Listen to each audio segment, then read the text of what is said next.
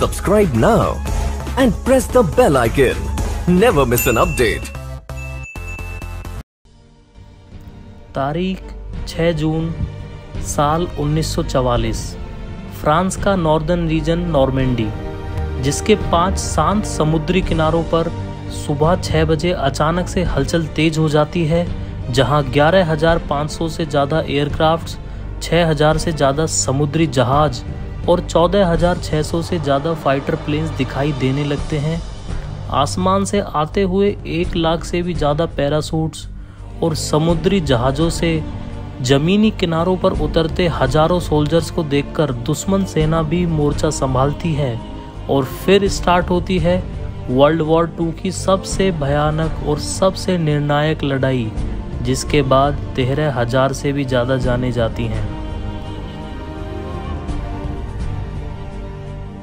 Hello friends and welcome to an editorial. आज हम बात करेंगे वर्ल्ड वॉर 2 के दौरान हुए एक बड़े अटैक की, जिसका ऑफिशियल नाम तो ऑपरेशन नेपच्यून है, लेकिन ज़्यादातर इसे डी डे के नाम से जाना जाता है। डी डे के कारण एक ही दिन में 13,000 से ज़्यादा जाने गई थी और इसके बाद हिटलर भी अपनी वॉर हार गया था। लेकिन first of all please do subscribe the channel and press bell icon for regular updates. दोस्तों, कल यानी 6 जून को फ्रांस ने डी डे की 77th एनिवर्सरी पर एक वॉर मेमोरियल ब्रिटिश सोल्जर्स को डेडिकेट किया है, जिसमें 22,000 सोल्जर्स के नाम स्टोन कॉलम्स पर लिखे हुए हैं। ये मेमोरियल 1944 में हुए ऑपरेशन नेपच्यून के सोल्जर्स को ऑनर करने के लिए बनाया गया है। दोस्तों, डी डे को समझने से पहले वर्ल्ड वॉर 2 का एक रिकैप समझते हैं। वर्ल्ड वॉर 1 में मिली हार और ट्रीटी ऑफ वर्सेल्स में मिली इंसल्ट के बाद जर्मनी का चांसलर हिटलर एक प्लान बनाता है। हिटलर का प्लान बिल्कुल सिंपल था, जिसमें उसको पहले पोलैंड को इन्वेड करना था, उसके बाद चेकोस्लोवाकिया को, फिर बेल्जियम को, फिर फ्रांस को और बाद में इंग्लिश चैनल होते हुए इंग्लैंड को इन्वेड करना था। प्लान को पूरा करने के लिए हिटलर ने एक मिलिट्री टैक्टिक का यूज़ किया, जिसमें ग्राउंड फोर्सेस अचानक से हमला करके दुश्मन सेना को डीऑर्गेनाइज और सरप्राइज कर देती थी और वहीं फिर एयरफोर्स रीइंफोर्समेंट को ब्लॉक कर देती थी। हिटलर ने 1 सितंबर 1939 को पोलैंड पर अटैक कर दिया। उसके 2 दिन बाद ब्रिटेन और फ्रांस भी जर्मनी के ऊपर वॉर डिक्लेयर कर देते हैं।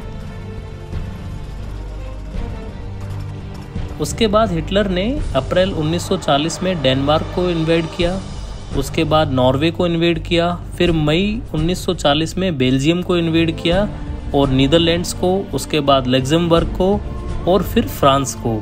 और फ्रांस की हार के साथ ही जून 1940 में इटली जर्मनी को ज्वाइन कर लेता है और उसके बाद अप्रैल 1941 में यूगोस्लाविया को इन्वेड करते हैं और उसके बाद ग्रीस को इन्वेड करते हैं। जून 1941 में जर्मनी एक बहुत बड़ा ब्लंडर करता है, रसिया के साथ अपने एग्रीमेंट को तोड़कर रसिया को इन्वेड कर देता है। स्टार्टिंग में तो जर्मनी को बहुत फ़ायदा होता है, लेकिन जैसे जैसे दिसंबर आता है तब हिटलर के दिन बदलना स्टार्ट हो जाते हैं। उधर 7 दिसंबर 1941 को जापान अमेरिका के पर्ल हार्बर पर अटैक करता है, जिसके बाद 11 दिसंबर को अमेरिका एंट्री करता है वर्ल्ड वॉर 2 में ऑफिशियली, और रसिया भी जर्मनी के ऊपर काउंटर अटैक स्टार्ट कर देता है दिसंबर के एंड से।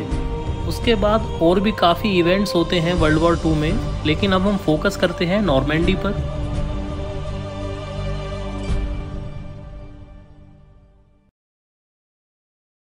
डी डे की प्लानिंग लगभग 1 साल पहले ही स्टार्ट होती है। से 1 दिसंबर 1943 में एक तेहरान कॉन्फ्रेंस होती है, जिसमें रशियन प्रेसिडेंट जोसेफ स्टालिन और American president Franklin D Roosevelt और इंग्लैंड के प्राइम मिनिस्टर विंस्टन चर्चिल मिलकर जर्मनी को घेरने का एक प्लान बनाते हैं।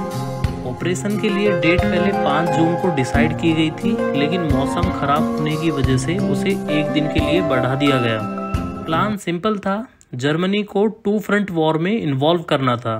एक तरफ से जर्मनी ऑलरेडी रसिया के साथ इन्वॉल्व था, दूसरी तरफ से अमेरिका, ब्रिटेन और कनाडा ने सेकंड फ्रंट खोलने के लिए प्लान बनाया। और इसके लिए नॉर्मेंडी के 5 बीचेस को चुना गया, जिनके नाम उटाह, ओमाहा, गोल्ड, जूनो और स्वॉर्ड हैं।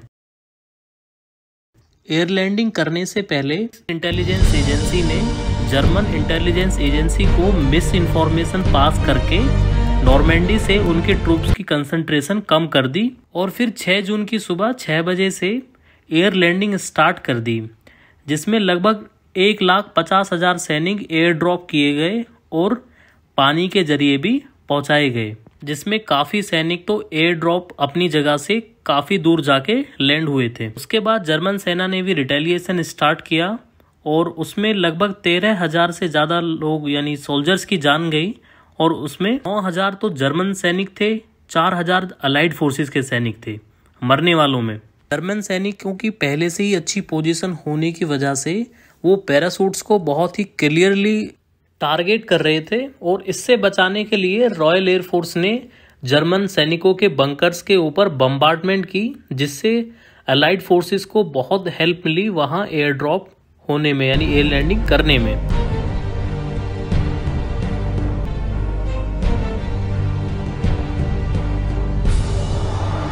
इस ऑपरेशन के बाद सितंबर 1944 तक फ्रांस को जर्मनी से आज़ाद करा लिया गया था और अगले ही साल 7 मई 1945 को जर्मनी ने भी सरेंडर कर दिया था, हिटलर ने जब आत्महत्या कर ली थी उसके बाद। और फिर बाद में नागासाकी और हिरोशिमा के परमाणु बम के बाद यानी परमाणु हमले के बाद तो फिर वर्ल्ड वॉर ही खत्म हो गई थी। अगर आप वर्ल्ड वॉर 2 के बारे में डिटेल्स में जानना चाहते हैं तो आप कमेंट सेक्शन में बताइए, मैं उसके ऊपर एक डेडिकेटेड वीडियो बनाऊंगा। इसी के साथ ये वीडियो एंड होती है। प्लीज़ सब्सक्राइब कर देना चैनल को और लाइक शेयर भी करना। Thank you.